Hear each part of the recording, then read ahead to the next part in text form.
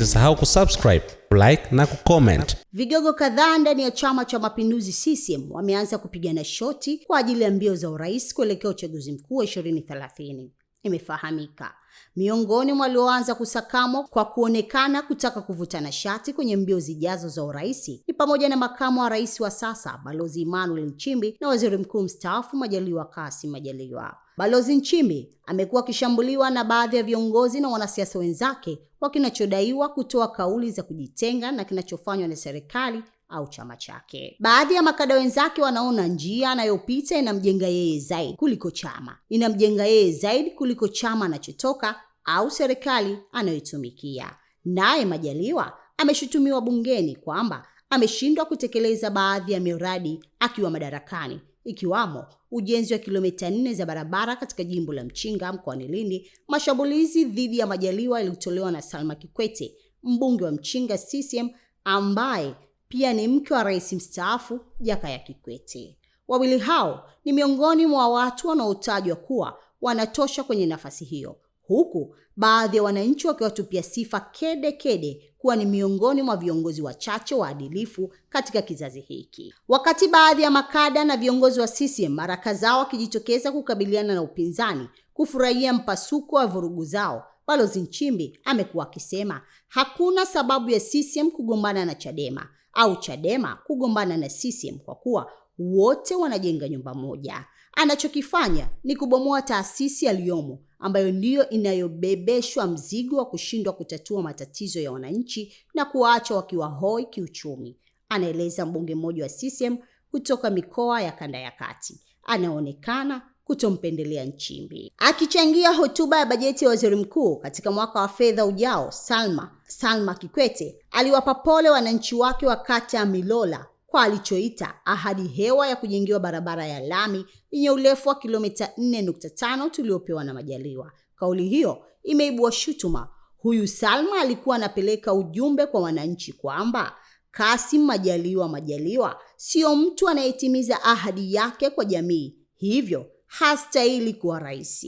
Kauli ya aina hii nimewahi kuisikia mara kadhaa ikitolewa na mbunge mwingine wa Lindi. Anaeleza mbunge mwingine wa mkoa wa Mara, mwanasiasa huyo hakumtaja mbunge mwenzake anayedai kuwa amekuwa akitoa kauli zinazofanana na alichokisema Salma bungeni. Anaongeza, lakini anasahau kwamba Majaliwa alikuwa waziri wa wote. Angefanya makosa makubwa sana iwapo angetumia madaraka yake kupeleka maendeleo nyumbani kwao na kuacha maeneo mengi yenye uhitaji kuliko Mchinga. Aidha, mbunge huyo anasema mke wa rais mstaafu ameingia mzima kwenye mbio za urais kwa kuwa mmoja wa familia yake yuko kwenye harakati za kujiunga na kundi mojawapo la urais, miongoni mwa wanaotajwa au mwanafamilia huyo kujitosa mwenyewe. Huyu mama Salma ana kundi linaloandaa watu wawili waingie kwenye kinyang'anyiro cha kuomba ridhaa ya kuwania urais kupitia CCM. Mmoja kati yao ni mwanafamilia ambaye sasa yupo kwenye uongozi serikalini, ameeleza mbunge huyo. Kupatikana kwa taarifa hizi kumekuja wakati Balozi Nchimbi akitikisa mitandao ya kijamii na baadhi ya vyombo vya habari kufuatia hotuba yake aliyoitoa kwenye kumbukizi ya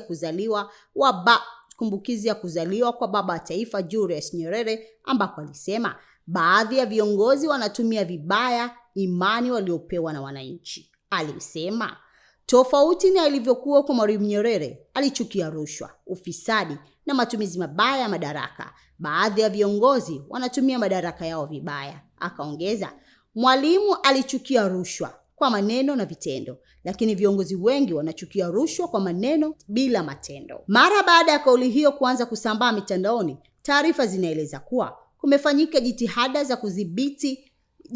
za kudhibiti uchapishaji wa maudhui ya alichokisema na atachokisema Balozi Nchimbi katika mitandao ya kijamii na kwenye vyombo vya habari.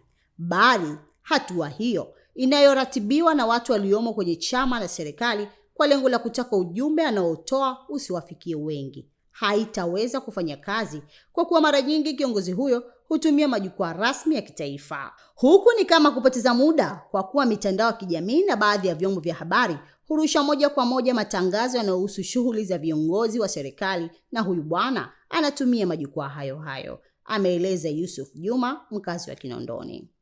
Video fupi za Balozi Nchimbi zilizosambaa mitandaoni zimekuwa zikipokelewa na wananchi wengi kwa kumuonyesha kuwa ni tofauti na baadhi ya viongozi wanaotumiwa kuchochea mifarakano ndani ya jamii. Aliyekuwa mbunge wa Arusha mjini Chadema Godbless Lema ameeleza kushtushwa kwake na kuondolewa kwa alichokisema Balozi Nchimbi katika ukurasa wake wa Instagram unaotumiwa na chombo cha habari cha serikali bila maelezo. Lema amesema alichokuwa akikisema makamu wa rais ni kusisitiza wajibu wa viongozi kupinga ufisadi na matumizi mabaya ya rasilimali za umma.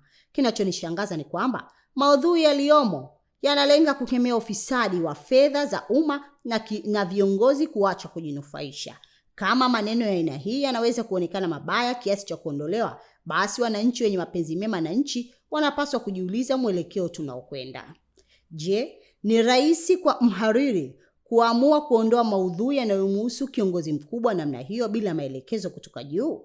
Na huko juu ni wapi? Amehoji Lema. Naye Majaliwa amekuwa akishangiliwa na wananchi kila anapojitokeza kuhudhuria hafla mbalimbali za serikali au kijamii. Kuundwa kwa makundi ya wasaka rais yakiwahusisha baadhi ya wabunge, viongozi wa mikoa, wilaya na wajumbe wa vikao vya juu vya chama tawala miezi 5 tangu kumalizika kwa uchaguzi mkuu. Kunatajwa na wachambuzi wa masuala ya kisiasa kunaweza kukimega chama hicho mapande. Uchunguzi wa gazeti hili unaonyesha kuwa harakati hizi zinakiathiri chama chenyewe na kuvuruga utendaji wa serikali, na tayari kumeanza kujengwa kwa chuki na uhasama miongoni mwa viongozi na wanachama wake. Baadhi ya makada wamekuwa wakitumia kigezo cha udini, dhehebu kusaka uungwaji mkono. Pamoja na CCM kupiga vita masuala ya udini, ukabila na ukanda kutumika kusaka uongozi, baadhi yao wameamua kujificha kwenye kichaka hicho ili kutimiza lengo lao. Katika hatua nyingine, mbunge wa Ikungi CCM Elibariki Kingu ameliambia bunge kuwa kuna mpango wa baadhi ya wabunge wenzake kulichonganisha bunge na Rais Samia Suluhu Hassan. Alisema yako madai ambayo hayana ukweli kuwa kuna wabunge wanataka kumpigia kura ya kutokuwa na imani na Rais Samia. Alisema hakuna mwenye wazo hilo wala uthubutu wa kuwaza mambo kinyume na rais waliomchagua na kumpigania. Alisema watu wanatunga majungu na kupitia hayo majungu wanataka wapate fedha ili kusudi lionekane bunge lina mgogoro na rais. Hatuna mgogoro na Rais Samia. Bunge hili na sisi wabunge tutamlinda rais wetu tangu alipoingia madarakani mpaka atakapomaliza muda wake wa kikatiba. Kwa haya na mengine mengi, mtazamaji wa Mwanahalisi TV, usikose kufuatilia gazeti letu la Mwanahalisi ambalo linatoka kila siku za Alhamis. Ili kwa wa kwanza kupata habari zetu, tafadhali usisahau kusubscribe, like na kucomment.